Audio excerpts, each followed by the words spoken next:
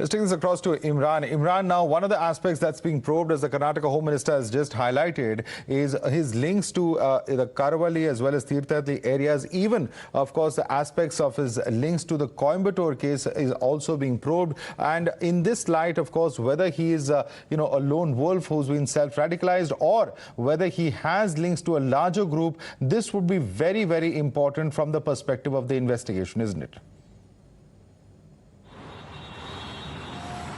Well, absolutely, Mother, but looking at the way he's been operating, looking at the way he's been able to dodge intelligence agencies, looks like it's not just a case of lone wolf, but someone who's been trained in this craft and then sent around. If at all, he's acting as on part of a lone wolf, but looks like clearly he's been trained in how to dodge intelligence agencies, how to remain under the radar of the intelligence agencies. The way he's been so many SIM cards, not just in one place, Madhav. The SIM cards, people who are complaining about lost identity and theft are coming from different places. One SIM card is from Bangalore, one is from Tumkur, the person Premraj who actually lost his SIM card in Hubballi. Then you have in Gadag, and also now coming up in Kerala now, Aluva, where he was staying under a different name, and then one person coming from Tamil Nadu. So it looks like he's been particularly trained into the way to how to remain beyond the radar of the intelligence agencies. Right. And the planning and the extent he has gone through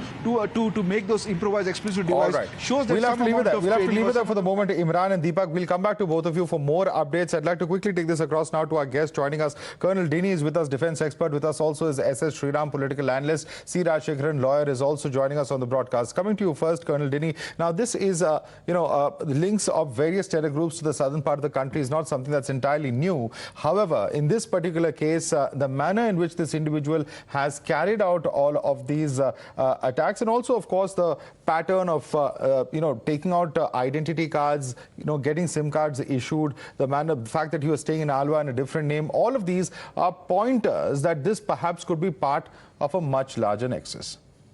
Oh, absolutely, Madhav. If you just draw parallels between what the Coimbatore blast happened and this particular incident, you will see about 3 to 4 commonalities in both the cases. Number one, both were people who were, under the scanner because they were people who had some kind of links with these terrorist groups, and the agencies were keeping a watch on them.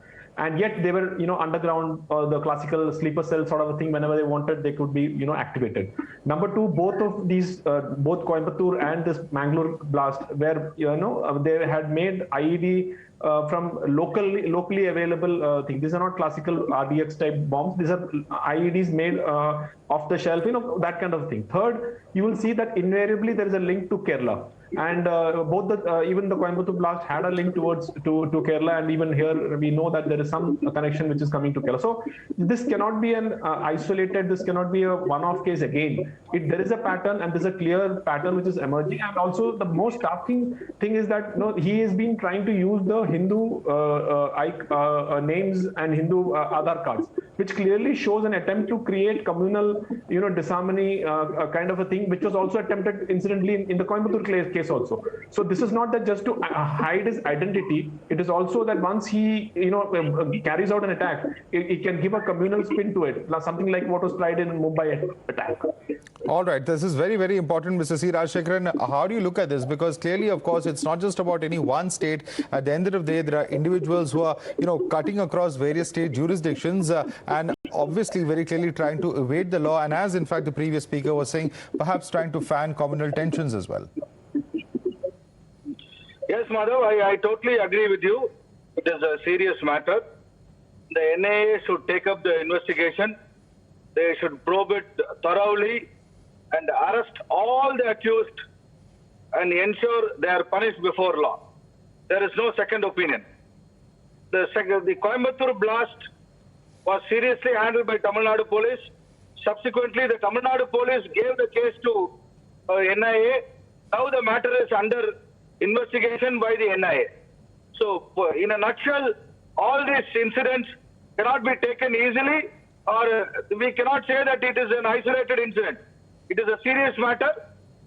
I hope the government of the day at the center will take cognizance of all this, and definitely they will do justice to the case and also All right, Mr. ensure Sriram, how do you look at this? You know, the fact that he's taken a name in a different, a pseudonym, a Hindu name, his sort of WhatsApp status image is that of, the Adi Yogi Shiva, the fact that he's got a SIM card in another person's name, all of this, including even the Aadhar that he has carried, all of these are pointers to an attempt at creating a new identity. What possibly do you think could have been the motive? Was it to carry out a much larger attack than the one that he was caught in?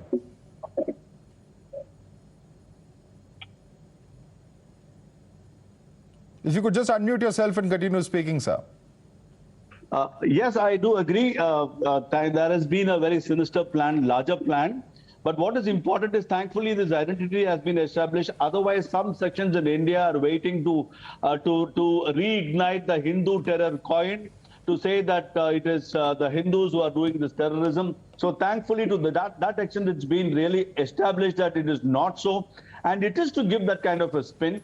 I wish there is a very, very clear probe, and I'm sure there will be a very serious probe across South to see what is the extent of penetration of this ISIS in South India, which is little bothering at the moment.